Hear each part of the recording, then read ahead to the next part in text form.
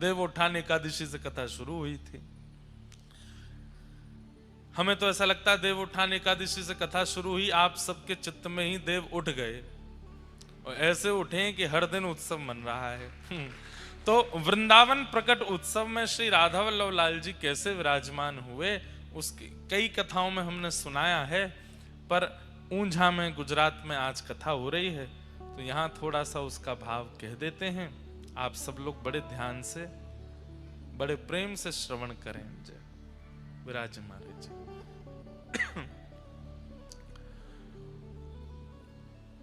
उत्तर प्रदेश में जब हरिद्वार की ओर जाते हैं दिल्ली से, तब रास्ते में एक स्थान पड़ता है, उसका नाम है देवबंद। उसका मूल नाम तो देवबन है, पर आजकल लोगों ने उसका नाम देवबंद कर दिया है। आप लोग जब वहां कभी जाएंगे तो आपको अनुभव हो जाएगा कि इसका नाम देवबंद क्यों पड़ा है। वो आपको वहां देख करके ही पता चलेगा, क्योंकि जब आप वहां जाएंगे तो देखेंगे कि किन लोगों की संख्या वहां ज्यादा है, जिसके कारण वो देवबंद से देवबंद हो गया है। परंतु जाइएगा जरूर। मैं स्वयं निकला हूं कई बार, पर वहां पर नवरंगी लाल ठाकुर जी का बहुत सुंदर मंदिर है। ये मेरी दृष्टता है कि आज तक दर्शन का सौभाग्य नहीं मिला। तो देवबंद ग्राम में एक व्यास मिश्र नाम के ब्राह्मण रहते थे। सब लोग सावधानी से सुनिए, इधर देखिए। कितने लोग वृंदावन गए, पहले हाथ ऊपर करो। सबरे गए लगभग। अच्छा, कितने लोगों ने वृंदावन में श्री राधा वल्लभ लाल जी के दर्शन किए हैं, वो भी हाथ ऊपर करो। तब तो ये कथा सुनना आपके लिए कंपलसरी है। राधा वल्लभ जी कैसे प्रकट हुए, कैसे विराजमान हुए, इसलिए बहुत ध्यान से सुनो। तो श्री व्यास मिश्र जी बहुत बड़े ज्योतिष के प्रकांड विद्वान थे और उनकी पत्नी थी श्री तारा माता जी, तारा मैया। व्यास मिश्र जी एक मुगल राजा के यहां गए और उसके भविष्य की कई बातें उन्होंने बता दी, तो राजा उनको बहुत सम्मान के साथ अपने यहां रखता था। पर तारा मैया थोड़ी व्याकुल रहती थी। क्यों? क्योंकि कोई विशिष्ट संतान की प्राप्ति नहीं हुई। तो व्यास मिश्र जी के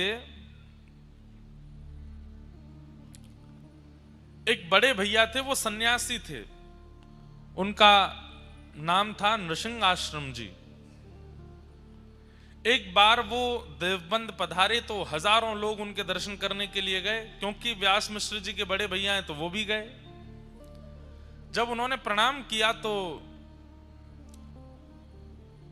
तारा मैया का मुखमंडल देख करके नृसिंह आश्रम जी बोले कि आपके मुख पर थोड़ी हमको चिंता दिख रही है, क्या बात है, किस बात की चिंता में हो?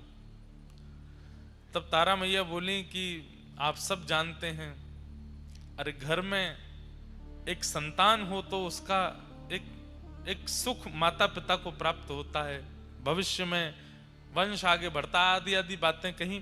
तो श्री नृसिंह आश्रम जी बोले ठाकुर जी पे भरोसा रखो, सब मंगल में होगा।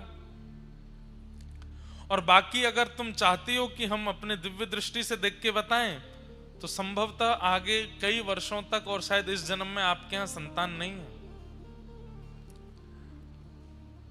पर ठाकुर जी पे विश्वास करो, शायद कुछ मंगल में हो। तो उन्होंने एक ऐसी बात कह दी, तो फिर आप जैसे संतों को प्रणाम करने का फल क्या है?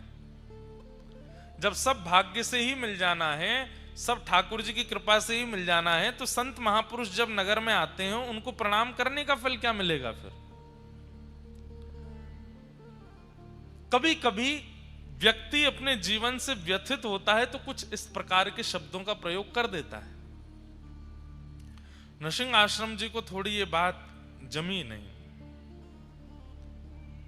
और उन्होंने कहा कि अगर मैंने अभी भी कहा कि तुम्हारे भाग्य में होगा या भगवान कृपा करेंगे तो मिलेगा, तो कहीं ना कहीं किसी एक जीव के चित्त में अविश्वास हो जाएगा। अब तो संत दर्शन और संत कृपा का फल क्या होता है ये प्रत्यक्ष दिखाना पड़ेगा। और नृसिंह आश्रम जी ने तुरंत ठाकुर जी को प्रणाम किया, बोले भगवान कृपा करो, आपके प्रति इनका विश्वास दृढ़ हो, इसके लिए इनके घर एक संतान जरूर होनी चाहिए। तुरंत उनके ध्यान में भगवान की मधुर वंशी दिखाई देने लगी। वेणु जी का दर्शन होने लगा। वेणु का दर्शन करते ही नृसिंहाश्रम जी समझ गए, ठाकुर जी कह रहे हैं भगवान का प्रत्येक श्रृंगार, मुकुट, कुंडल, वस्त्र, पीतांबरी, माला, सबने अवतार लिया है ठाकुर जी के रूप का आस्वादन करने के लिए। हमारे रामानु संप्रदाय में एक आचार्य चरण हुए, अभी पिछली कथा में उनका चरित्र सुना रहा था मैं। वो भगवान के, उनका नाम था श्री कुलशेखर जी। कहते हैं उनके चरित्र में आता है, कुलशेखर जी कौन थे? बोले भगवान की कौस्तुभ मणि के अवतार। भगवान की एक एक वस्तु अवतार धारण करती है। इसलिए जब भी हमारे ठाकुर जी का श्रृंगार अनवसर किया जाता है तो प्रत्येक श्रृंगार को प्रणाम करके रखते हैं। क्यों? क्योंकि ये सब कोई धागे नहीं है, मोती नहीं है, आभूषण नहीं है, वो रत्न नहीं है। कोई आचार्य चरण ही श्रृंगार बन के ठाकुर जी के कंठ में विराजमान हुए। इसलिए ठाकुर जी के संबंध की हर वस्तु को प्रणाम करके सम्मान के साथ उसको विराजमान। हमारे पुष्टि मार्ग में ठाकुर जी की गादी नहीं बोलते, गादी जी। झारी नहीं बोलते, झारी जी। मुकुट नहीं बोलते, मुकुट जी। वंशी नहीं बोलते, वंशी जी। सब में जी शब्द का प्रयोग क्यों करते हैं? वो सम्मान क्यों देते हैं? अरे भाई वो सामान्य नहीं है। निकुंज नायक भगवान के अधर पर विराजमान है, वो वंशी है? नहीं, वंशी जी, वेणु जी, वेत्र जी, सब में जी का प्रयोग करते हैं। तो भगवान की वंशी जब उनको दिखी तो वो समझ गए कि ठाकुर जी संकेत कर रहे हैं कि हमारी वंशी अवतार धारण करेगी और इन्हीं के यहां आएंगे।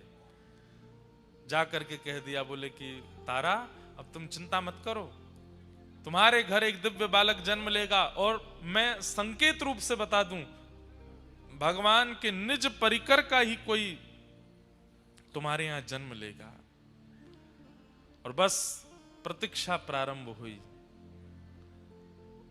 गर्भ धारण हुआ और गर्भ धारण करते ही, माताएं बहनें थोड़ा ध्यान से सुने, गर्भ धारण के काल में जो 9 महीने का काल है, उन काल में कैसा चिंतन बनता है, कैसे विचार आते हैं, कैसी भाषा हो जाती है, कैसा स्वभाव हो जाता है, उससे बालक के स्वभाव और बालक के विचारों का पूर्ण पता चल जाता है। अगर माता थोड़ी चिड़चिड़ी हो रही है, माता जी को थोड़ा गुस्सा ज्यादा आ रहा है, माता को थोड़ा सा जो है व्यवहार विचारों में परिवर्तन आ गया है, अकेले बैठे बैठे विचारों में कुछ दूषित भावनाएं आ रही हैं, तो संभवतः आपको सत्संग ज्यादा करना चाहिए, क्योंकि वो बालक फिर वैसा ही बन जाएगा।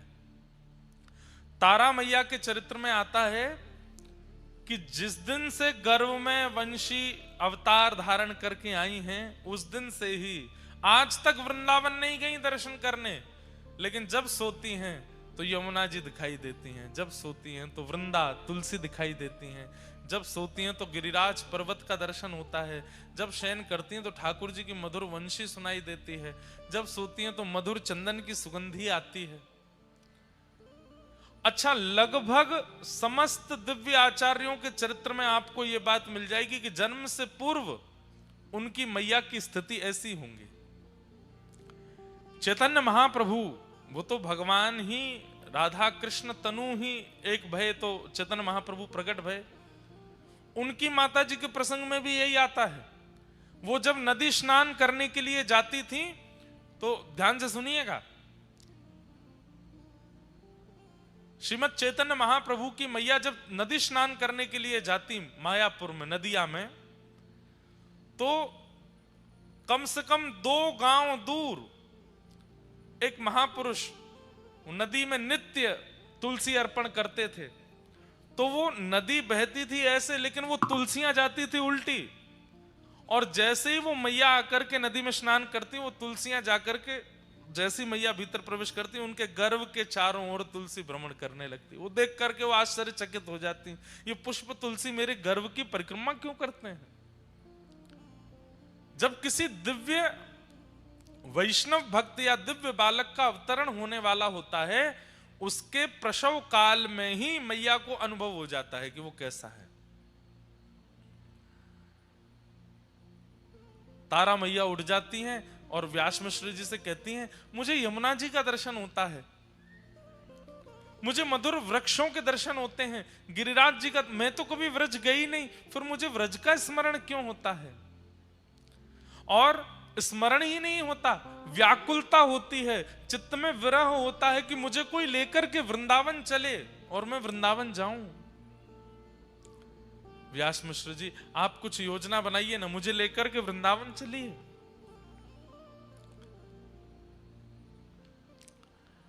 व्यास मिश्र जी बोले, अभी आपके गर्भ में बालक है, ऐसी अवस्था में वृंदावन कैसे? अब तो जिद हो गई, हट हो गया, नहीं वृंदावन जाना है।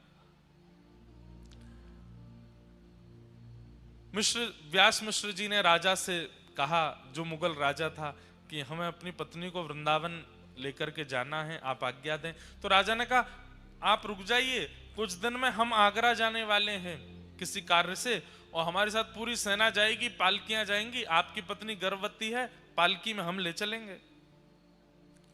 और वो समय आया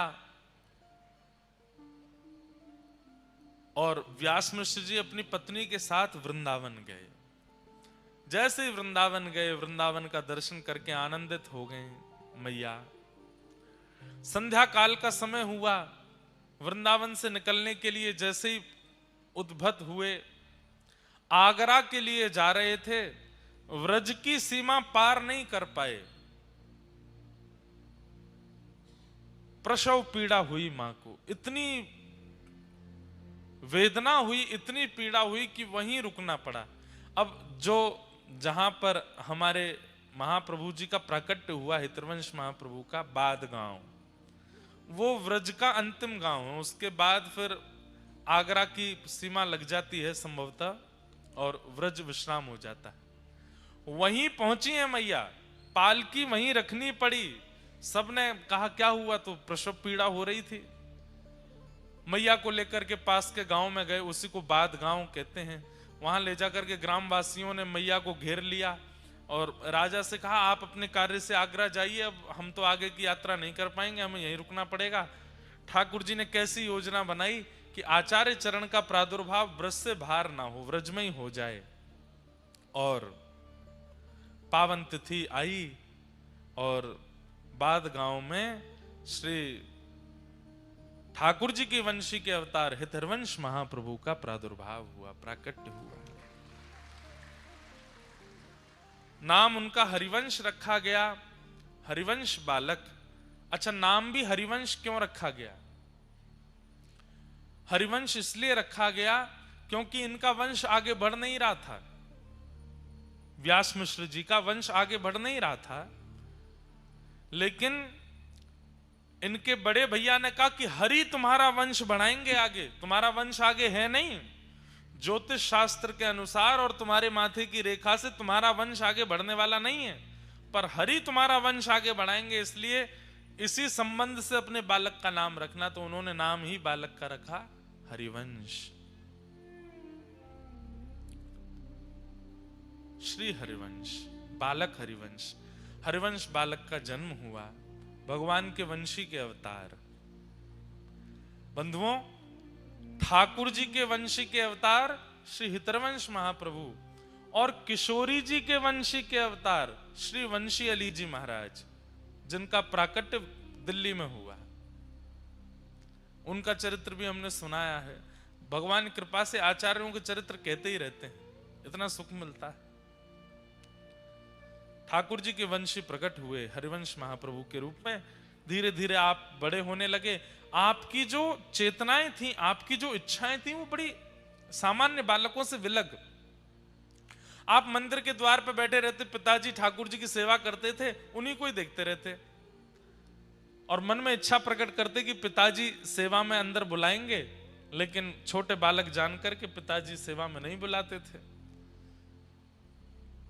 तो ये अब जब चलने फिरने लगे तो बाहर जाते, ग्रामीण बालकों के बीच में खेलते, तो उनमें जो सांवला बालक होता था, जिसका रंग थोड़ा सा सांवला होता, उस बालक को लेते और एक उस बालक को लेते जिसका रंग बहुत गोरा। गोरे बालक को तो श्री जी बना देते, सांवले बालक को ठाकुर जी बना देते। और दोनों को फिर बना करके फिर उनसे कहते नृत्य करो। और बालक कहते हम क्यों नृत्य करें? तो रोने लगते चरण पकड़ के, बोले आप नृत्य नहीं करोगे, मुझ पर कृपा नहीं करोगे। अब वो बालक बेचारा जो सांवला बालक था उसकी तो कोई बात नहीं, लेकिन जो गोरा बालक अपने घर जाता तो माता जी उसकी कहती क्या छोरी बन के आ जाता है, क्योंकि श्री जी बनाते थे, चुनरी आदि पहना के काजल वाजल लगा देते। सब लोग जाके शिकायत करने लगे, व्यास मिश्र जी अपने बालक को समझाओ, ये हमारे बालकों को लाली बना देता है। माता पिता समझाते, तुम क्यों करते हो ऐसा? कुछ नहीं बोलते। अब कैसे बताएं अपने हृदय की बात कि मैं वंशी हूं, मैं तो नित्य प्रिया प्रियतम का ही दर्शन करता हूं। बालकों को अब खेलने के लिए प्रतिबंधित कर दिया कि तुम हरिवंश के पास नहीं जाओगे। तो आप मन में विचार करते, अब सेवा कैसे करूं? पिताजी मंदिर में नहीं जाने देते, बालक खेलने नहीं आते, तो आप वन में जाते और युगल वृक्षों को ढूंढते, 2 वृक्ष अगल बगल में हों। सोचिए, प्राण बसते हैं वैष्णवों की सेवा में, सेवा के बिना रह नहीं पाते ठाकुर जी की। युगल वृक्ष जैसे ही देखते तो तुरंत जाते और एक वृक्ष को ठाकुर जी बना देते, एक वृक्ष को श्री जी बना देते और उन्हीं की परिक्रमा करते, उन्हीं का भोग लगाते, उन्हीं का श्रृंगार करते, युगल वृक्ष की सेवा करते। बंधुओं, सेवा ठाकुर जी स्वीकार करते हैं, इसका प्रमाण क्या था कि पिताजी ने 56 भोग धरे हैं मंदिर के ठाकुर जी के आगे, और 56 भोग धरने के बाद जैसे पर्दा किया, यहां हरिवंश बालक बाहर जाते और बाहर ठाकुर जी को जाकर के फल का भोग पधराते। यहां पिताजी जैसे ही आके पर्दा हटाते, 56 भोग अंतर ध्यान हो जाते, फल प्रकट हो जाते मंदिर के ठाकुर जी के सामने। क्यों? ठाकुर जी वो पाते जो हरिवंश बालक पवाता था। ऐसी आपकी सेवा स्थिति होने लगी। एक दिन आप इतने व्याकुल हो गए, बोले नाथ मुझे प्राप्त नहीं होगे, मुझे मिलोगे नहीं। तभी ठाकुर जी ने स्वप्न आदेश किया कि तुम्हारे घर के पीछे कुआं है, उसमें हमारा स्वरूप है, जाओ ले लो। नींद से उठते ही दौड़े और दौड़ करके कुआं में ही कूद गए। सब लोगों ने देखा, पीछे पीछे दौड़े, हरिवंश बालक कुआं में गिर गए, हरिवंश बालक कुआं में गिर गए। दौड़ करके जाकर के देखा तो उस कुएं में जल नहीं था, लेकिन जैसे ही सबने झांक करके देखा, श्री नवरंगी लाल ठाकुर जी आज भी देवबंद में विराजमान हैं, उनको हृदय से लगाए श्री हरिवंश बालक बैठे हैं। और जिस कुएं का जल सूख गया था, अपने आप उसमें जल आ गया और वो जल की परत ठोस हो गई और हरिवंश बालक को लेकर के ऊपर की ओर आ रही थी। ये दृश्य देख करके सब गांववासी चौंक गए और श्री नवरंगी लाल जी विराजमान हुए। बोले राधा नवरंगी लाल की। इनका विवाह हो गया और रुक्मणी बाई जी के साथ में इनका विवाह हुआ, जिनसे प्रथम पुत्र हुए जिनका नाम हुआ श्री वनचंद्र जी। हम लोग गा रहे थे जय जय राधा वल्लभ श्री हरिवंश श्री वृंदावन श्री वनचंद्र। इनके प्रथम पुत्र श्री वनचंद्र जी रुक्मणी बाई से जन्मे और अब दोनों ही ऐसे एक जैसे हो गए। दोनों पति पत्नी मिलकर के ठाकुर जी की सेवा करने लगे। कुछ समय व्यतीत हो जाने के बाद, मैं सूक्ष्म में ही सुना रहा हूं, बहुत बड़ा चरित्र, 3 दिन लगते हैं बोलने में। धीरे धीरे अब आपका मन विरक्ति होने लगा कि अब बहुत दिन हो गए, अब ब्रज से दूर रह नहीं पा रहा मैं। अच्छा, आपका जन्म हुआ, जन्म के बाद फिर वापस माता पिता आपको लेके देवबंद आ गए थे। अब इनकी इच्छा हुई कि मैं वृंदावन जाऊं। तब किशोरी जी ने इनको स्वप्नादेश किया कि अब आप वृंदावन जाओ, सब छोड़ करके वृंदावन जाओ। आपने पत्नी से कहा कि श्री जी की आज्ञा हो गई, अब मैं वृंदावन जा रहा हूं। पत्नी ने कहा हम क्या करें? बोले नवरंगी लाल जी की सेवा करो, खूब प्रेम से सब व्यवस्थित करो।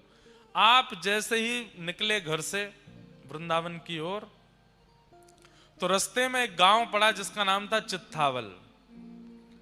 वहां आप रात्रि शयन के लिए रुके तो आपको पता चला कि यहां तो एक दिव्य ठाकुर जी के युगल स्वरूप की सेवा होती है। और आप जैसे ही दर्शन करने के लिए गए तो चित्थावल में जो युगल सरकार विराजमान थे वही थे श्री राधा वल्लभ लाल, श्री राधा वल्लभ लाल जी। ये व्रज से दूर है चित्थावल, वहीं देवबंद के आसपास है। आत्मदेव नाम के ब्राह्मण रहते थे। उन आत्मदेव ब्राह्मण ने शंकर जी की आराधना की। सब लोग इधर देखो, ध्यान से सुनो। और शंकर जी की इतनी आराधना की कि शंकर जी प्रसन्न होकर प्रकट हो गए और प्रकट होकर के बोले, वरदान मांगो, क्या चाहिए? तो आत्मदेव जी बोले, आपके हृदय को जो सबसे प्रिय लगता हो वो मुझे दे दो। शंकर जी बोले, ये क्या मांग लिया आपने? बोले, अब तो वही चाहिए जो आपके हृदय को सबसे प्रिय है। तो महादेव श्वेतद्वीप गए और जिन ठाकुर जी की सेवा स्वयं महादेव अपने हाथ से करते हैं उन श्री राधा वल्लभ लाल जी को ला करके आत्मदेव को प्रदान किया। ये राधा वल्लभ जी कौन है? महादेव के ठाकुर जी हैं। इसलिए हम कभी कभी कहते हैं कि महादेव के मंदिर में जाओ, हमारे सोमनाथ महादेव के पास जाओ और जाकर के पहले खूब कह दो ओम नमः शिवाय, खूब कह दो नमः पार्वती पतये हर हर महादेव, खूब जो शिव जी की आराधना करते हो जिस प्रकार से सब कह लो, अपनी पहले पूरे मन की सारी इच्छाएं कर लो।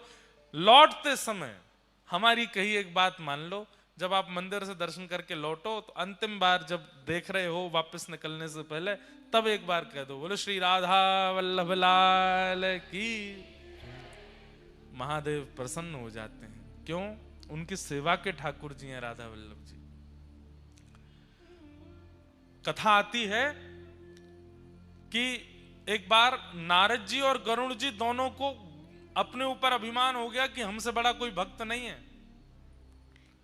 तो ठाकुर जी ने आज्ञा की कि चलिए एक काम कीजिए। बोले, क्या? श्वेत द्वीप घूम के आओ। 7 द्वीप है ना, हम लोग जिस द्वीप में रहते हैं उसको जम्बू द्वीप कहते हैं, ऐसे एक श्वेत द्वीप है।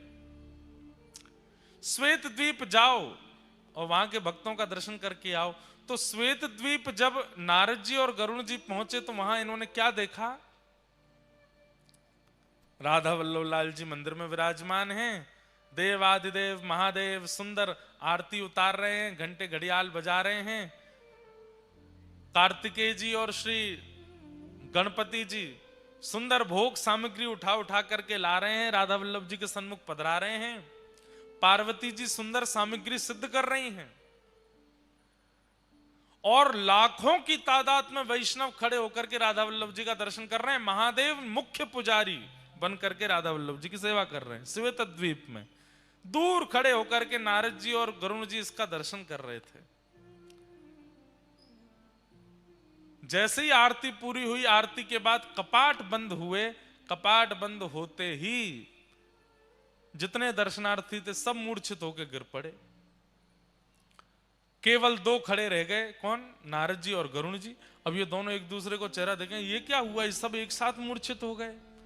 सबके पास जाकर के श्वास देखी, नब्ज देखी तो सबके प्राण जा चुके हैं। ये तो घबरा गए नारद जी। बोले, ये क्या हो गया? थोड़ी देर में शंकर जी फिर आए और फिर से जैसे ही कपाट खोले, कपाट खुलते सब पुनः जीवित होके खड़े हो गए। नारद जी ने जाके शंकर जी को प्रणाम करके कहा, भगवान ये कैसी लीला?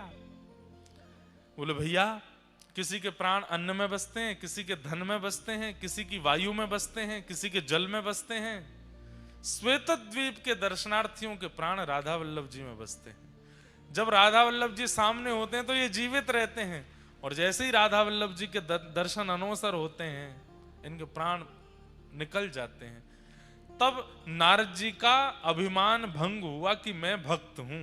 भैया ठाकुर जी को देखे बगैर मैं तो खूब जीवित रह लेता हूं, मैं कैसा भक्त? भक्त तो ये हैं जो ठाकुर जी को देखे बिना एक क्षण रह ही नहीं पाते, जीवित ही नहीं रहते।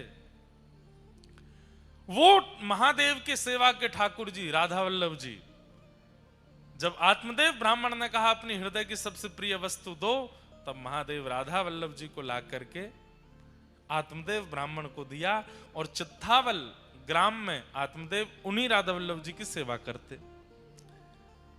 आज जैसे ही हितरवंश महाप्रभु वहां पहुंचे, ठाकुर जी को जैसे ही देखा, ठाकुर जी ने अपने नैन मटकाने शुरू किए। मूर्तिमंत ठाकुर जी ऐसे ही रहते हैं, लेकिन हितरवंश महाप्रभु के आते ही उन्होंने अपने नेत्रों को ऐसे ऐसे घुमाया। अरे ये तो बड़े प्यारे ठाकुर जी हैं, नैन मटका रहे हैं मुझे देख के। जय जय कछु आज्ञा है। ठाकुर जी ने तुरंत हृदय में प्रकट होकर के आज्ञा करी, आप मेरे वंशी के स्वरूप हो। ये आत्मदेव जी हमको शंकर जी से ले तो आए अपने पास, पर हमारी इच्छा है कि अब हम वृंदावन में विराजमान हों। इसीलिए हमने आपका घर छुड़वा करके आपको वृंदावन जाने की आज्ञा करी, और रास्ता में आप भटकते हमारे पास ही आए। अकेले मत जाओ, हमको लेकर के जाओ वृंदावन। अब सुनिए बात आगे, तो सुनिए ठाकुर जी कैसी लीला करते हैं। तो हितरवंश महाप्रभु बोले चलेंगे आप वृंदावन? बोले हाँ, हम तो तैयार बैठे हैं। बोले ये हमारे सेवक हैं, पास में अभी आएंगे बाहर निकल के, आत्मदेव, इनसे हमको मांग लेना। और सुनो, एक काम और करना है। बोले क्या? इनकी 2 बेटियां, उन दोनों से ब्याह और कर लेना। बोले कि मैं तो विवाहित हूं और अपनी पत्नी आदि सबको छोड़ छाड़ के आया हूं। ठाकुर जी बोले हमारी आज्ञा है, माननी तो पड़ेगी। अब वृंदावन में तुम हमको विराजमान कर दोगे, ब्रह्मा सेवा कौन विस्तार करेगा? और ये आत्मदेव जी ऐसे नहीं देंगे हमको, इनकी पुत्रियों से विवाह करना पड़ेगा। तो इतना कह ही रहे थे, इतने में ही आत्मदेव जी आ गए। ठाकुर जी पुनः खड़े हो गए ऐसे। आत्मदेव जी आकर के बोले कहिए भगवान, बड़ी कृपा, आप पधारे। अच्छा, ठाकुर जी भी एक साथ 2 रोल कर लेते हैं। यहां हितरवंश महाप्रभु से क्या कह रहे हैं कि आत्मदेव जी आए, उनसे हमको मांग करके ले जाना, इनकी बेटियों से ब्याह कर लेना। और वहां भीतर आत्मदेव के सामने भी प्रकट हो गए और उनसे कह रहे हैं सुनो, अब हमारी व्रज जाने की इच्छा है, बाहर एक सेवक आए हैं हितरवंश महाप्रभु, इनको हमें प्रदान कर दो। आत्मदेव जी बोले मैं आपके बिना कैसे रहूंगा? ठाकुर जी बोले हम प्रकट होकर दर्शन दे रहे हैं ना, ये दर्शन तुम्हारी स्थिति में सदा रहेंगे। आत्मदेव जी बोले एक और प्रार्थना सुन लीजिए। बोले क्या? मैं आप चले जाएंगे तो मेरी जीविका कैसे चलेगी? मंदिर से ही मेरा घर चलता है, मेरी 2 बेटियां हैं, बेटियों का पिता हूं, कैसे निर्वन, इनका ब्याह आदि करना है, सब कैसे होगा?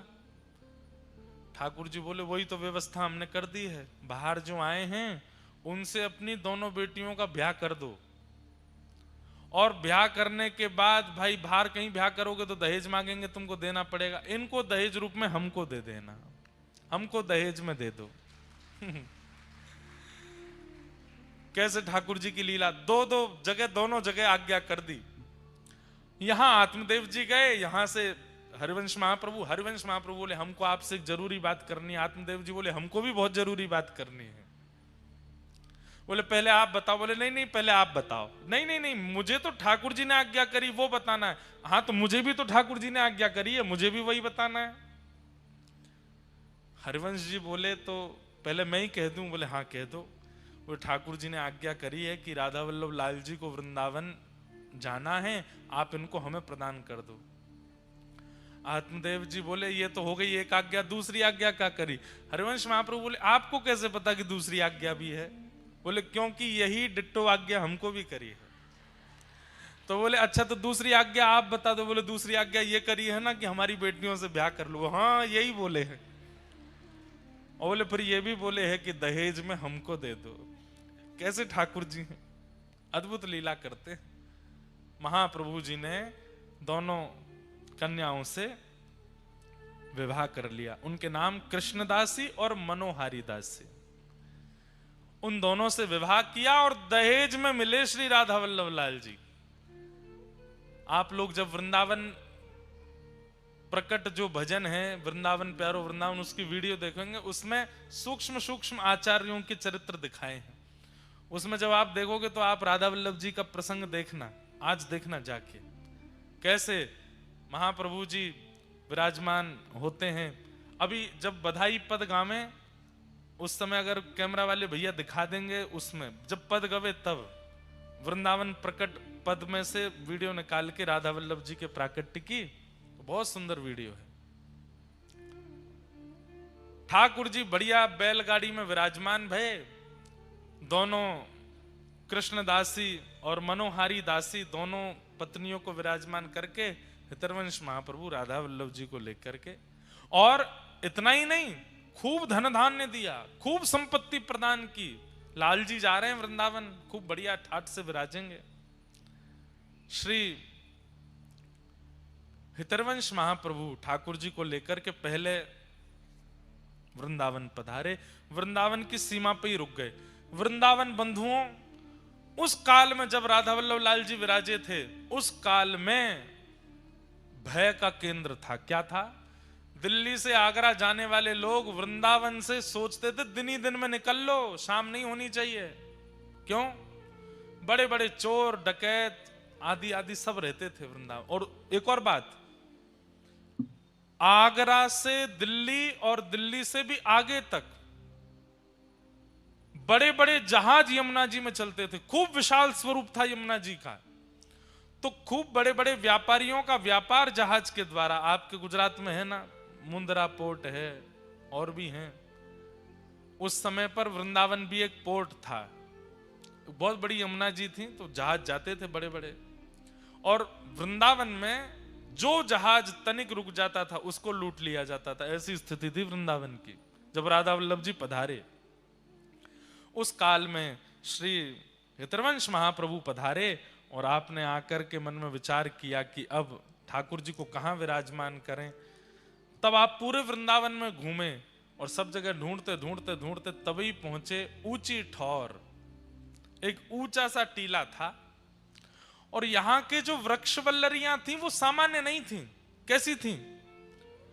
वो स्थिर नहीं रहती। जैसे वृक्ष क्या स्थिर रहता है, आपको हटाना पड़ता है, लेकिन जैसे ही आप आगे चलो वृक्ष अपने आप हट रहे हैं, अपने आप रास्ता दे रहे हैं, अपने आप छाया बना रहे हैं। ऐसे मूवेबल वृक्ष थे ऊंची ठौर के। जब हितरवंश महाप्रभु ने उन वृक्षों के कुंजों को देखा, बोले ये बढ़िया जगह, उसी का नाम रखा मदन टेर।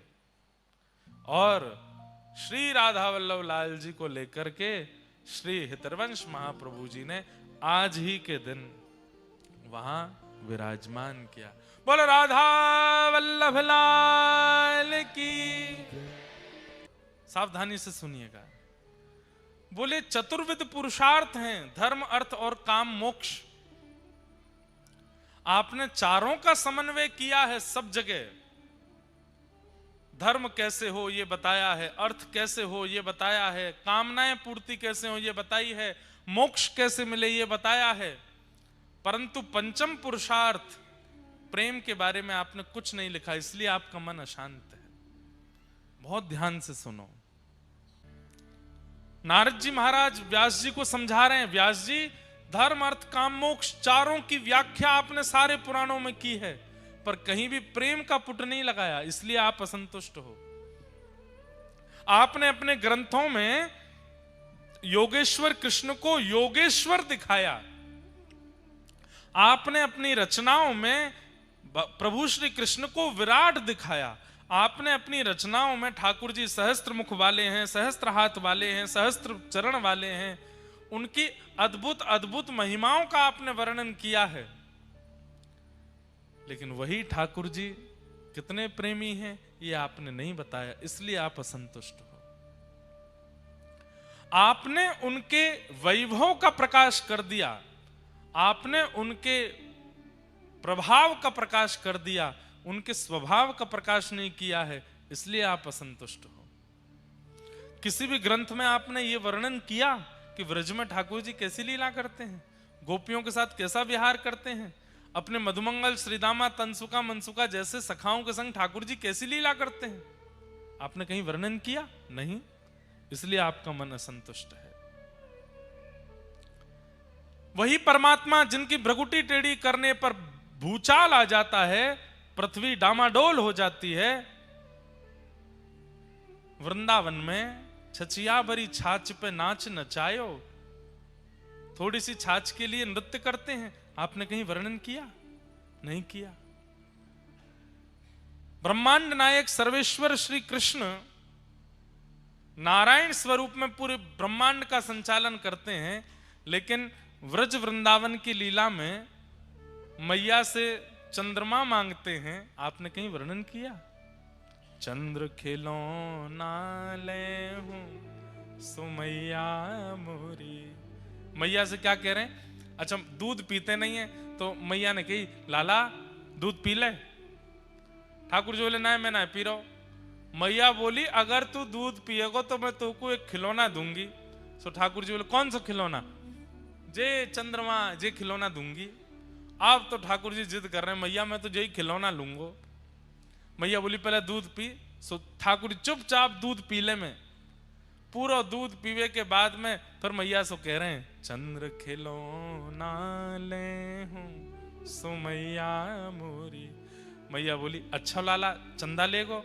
हाँ आज नहीं कल दूंगी। सोई ठाकुर जी बिखर गए। मैया तेने झूठ बोल के दूध पिवाए दियो और मना कर रही है ना दे सकूं तो चंद्रमा।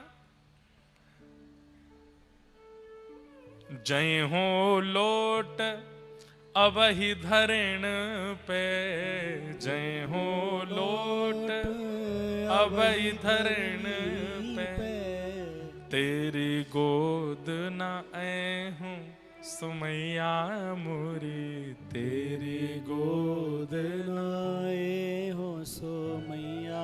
ठाकुर जी उतर गए मैया की गोद से और जमीन में, जैसे बालक जिद करते हैं ना, तो कई बालक आपने देखे होंगे वो रोते हैं, कई बालक जो हैं वो चिल्लाते हैं, पर कई बालक हैं वो जिद के कारण जमीन पर गिर पड़ते हैं और अपने हाथ पैर मारते हैं। ऐसे ही ठाकुर जी जमीन पर गिर गए। अपने पूरे तन को मैया ने सुंदर नवा धुवा के तैयार किए हैं। रात्रि में सोने से पहले कम श्रृंगार कियो है। ठाकुर जी सबरो श्रृंगार बिगाड़न लगे, पूरी मट्टी लगा लगा के अपने तन पे लगा। मुंह चंद्रमा दे नहीं तो अपनो रूप बिगाड़ू मैं। मैया बोली जेऊ कोई जिद है लाला, मुंह को चंद्रमा चाहिए, मुंह को अब ही ला के दे। तेने मोते काय को कही कि चंद्रमा देगी और अब मैंने दूध पी लिया तो क्यों ना दे रही?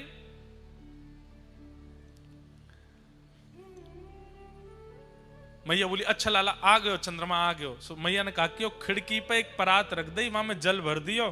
सो चंद्रमा को प्रतिबिंब आ गयो, चंद्रमा वहां में दिखन लगो। सो मैया ने गोद में लाल जी लिए, देख ही आ गो चंद्रमा। ठाकुर जी मैया जी हमारे कमरा में आ गो? बोले हाँ। अच्छा मैया जाए तो कह दे मेरे पास आ जा। मैया बोली देख तू छेड़ा मत, भग जाएगा नहीं तो। ठाकुर जी नहीं छेड़ूंगा। देखते देखते देखते ठाकुर जी को क्या चंगाई, जोर ते हाथ मारो, सोई पानी छलक गयो, चंद्रमा तो गायब। फिर से रोने लगे, मैया तू मुझको बावड़ो बनावे हैं या परात में जल भर के मुंह यूं कह रही है चंद्रमा आएगो?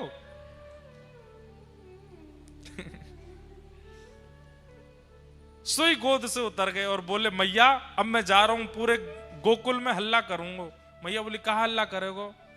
हूं तो सुत में नंद बाबा को, हूं तो सुत में नंद बाबा पर तेरो सुत ना कहे हूं सुमैया मोरी, तेरो सुत ना कहे। मैया मैं पूरे गोकुल में हल्ला कर दूंगा। कहा आज के बाद यदि मोते कोई ने यशोदा को लाला कही तो वापस गोबर फेंक के मारूंगा।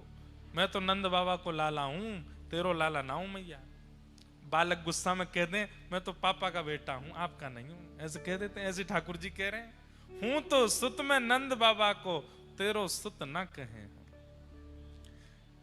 जैसे ही ठाकुर जी ने कही कि मैं नंद बाबा को लाला हूं, तेरो लाला ना हूं, मैया को हृदय करुणा से भर गयो। मैया अरे मेरो लाला इतकू आजा, इतकू आजा, मेरी सुन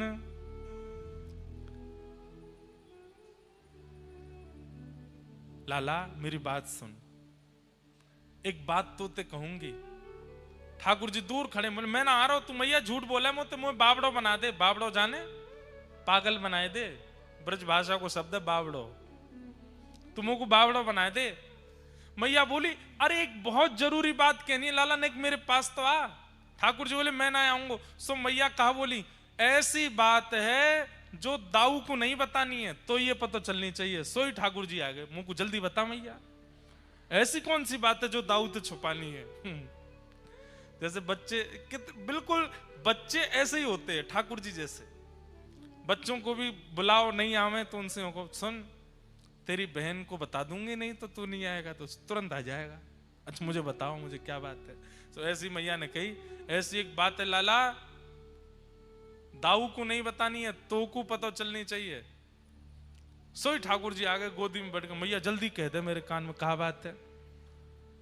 बोले चंद्रमा तू सुंदर, चंद्रमा तू गोरो, चंद्रमा तू ज्यादा आकर्षक, तो को नई दुल्हनिया ले हूं। लाला तू तो चंद्रमा को रो रहा है, मैं तेरे काजे सुंदर सी दुल्हन लेके आऊंगी। ये बात सुनते ही ठाकुर जी तो खड़े हो गए। मैया सांची बोल। बोले हाँ सांची, मेरे सौ खा के बोल तू मुझको मेरो ब्याह करावेगी। मेरी सुन प्यारी मैया। बोले कहा मैं अवई ब्याहवे जय हूं, अवई ब्याह करा मेरो। अब तो ठाकुर जी फिर रोने लगे। मैया बोली मैंने कहा कियो, या तो बढ़िया तो चंद्रमा ही है तो वाके काजे रो। अब रोने लगो। बोले कहा मेरो ब्याह कराओ, अब ही ब्याह कराओ। अब तो कभी गोबर में लोटे कभी जमीन पर लोटे, मैया मैं अब ही ब्याह करूंगा। रात भर नहीं सोए। मैया बोली लाला तू तो बला को इतना उद्यमी है, कहा बताऊं तेरी। नारद जी महाराज बोले व्यास जी ये लीला आपने कहीं प्रकट की। वे तो व्यास जी बोले नहीं ये लीला तो मैंने प्रकट नहीं की। तो फिर मन को संतोष कैसे मिले? आपने उन्हीं कृष्ण को परब्रह्म दिखाया, परमात्मा दिखाया, जगदीश्वर दिखाया, पर वही कृष्ण ऐसी लीला यशोदा मैया के संग करते हैं, ये कहीं वर्णन किया? तम गो रजत छुरित कुंतल वद्दवरह वन्य प्रसून रुचिरे छड़चारुहासम। गैयाओं के संग कैसी लीला ठाकुर जी करते हैं, ये आपने कहीं वर्णन की? ग्वाल बालों के संग ठाकुर जी कितने सहज हो जाते हैं, कहीं वर्णन किया? आपने केवल उनका प्रभाव दिखा दिया है, उनके हृदय का स्वभाव नहीं दिखाया। इसलिए आपके चित्त को शांति नहीं मिल रही है। इसलिए हमारी प्रार्थना है अब एक ऐसे ग्रंथ की रचना करो जिस ग्रंथ को सुनने के बाद व्यक्ति के चित्त में भगवान नहीं लाला प्रकट हो, भगवान नहीं कृष्ण कन्हैया प्रकट हो, अपना प्रकट हो। ये तो मेरो है। ठाकुर जी के प्रति आपके अन्य ग्रंथों को सुनकर के ये भावना प्रकट हो जाती है, तो परमात्मा इनको प्रणाम करो, इनसे डरो, इनसे दूर रहो, अपराध मत करो। पर एक ऐसे निर्माण करो जिसको श्रवण के बाद सुनने वाले ठाकुर जी के प्रति सामिप्य का अनुभव करें, ठाकुर जी के प्रति अपनत्व का अनुभव करें।